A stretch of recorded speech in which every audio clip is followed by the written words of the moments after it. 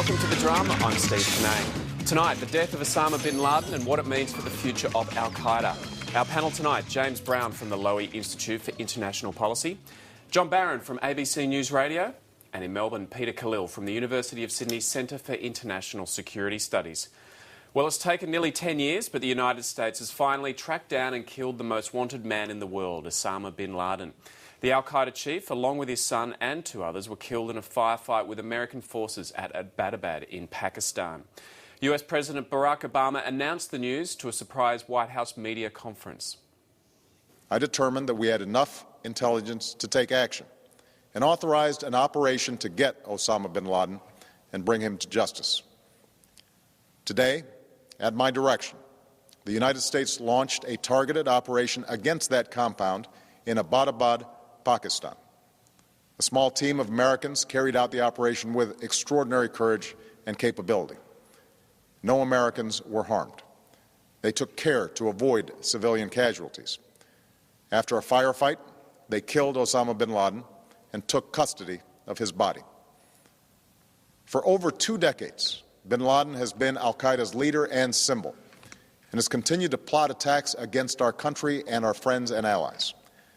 The death of bin Laden marks the most significant achievement to date in our nation's effort to defeat al-Qaeda. Yet his death does not mark the end of our effort. There is no doubt that al-Qaeda will continue to pursue attacks against us.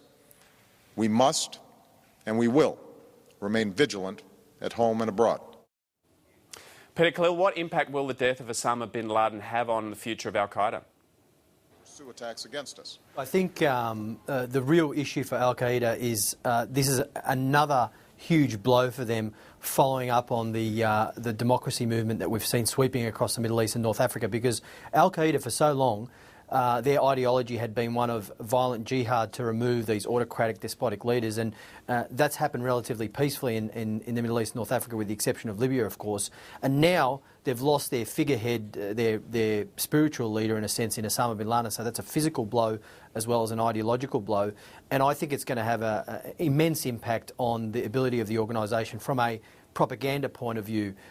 Tactically, they will still remain a threat. They are so decentralised that some of their the franchises, if you like, around the world will continue to pose a threat to Western targets and to other countries. That won't go away. Once you chop off the head of the snake, another one will grow in its place, and Zawahiri will probably take that figurehead role up from Osama bin Laden. But they've certainly suffered 2 significant blows in the early part of 2011. James, is that the way you see it? I agree, and I think it's telling that Peter's used the word franchise. Al-Qaeda is a business now. It is a business model. It has a propaganda wing.